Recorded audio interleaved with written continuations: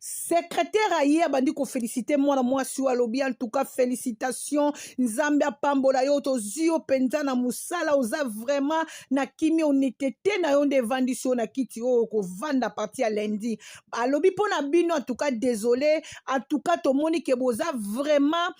bato o biso tozo lukate parce que directeur yabi oh gardien te directeur ya société nde yeyo de directeur abandi ko féliciter mwana mwasi la bango bale bakomo tulo to sali nini balobi te boza lokoso na bino mbongo boso sambongo wana boso sambongo na pesi bino bazong simbongo directeur abisi bango bo bima bobosa na société o bo cheka lisu makolo na société to bali ba fuka mabite tete toza na besoin ya bato lokoso te.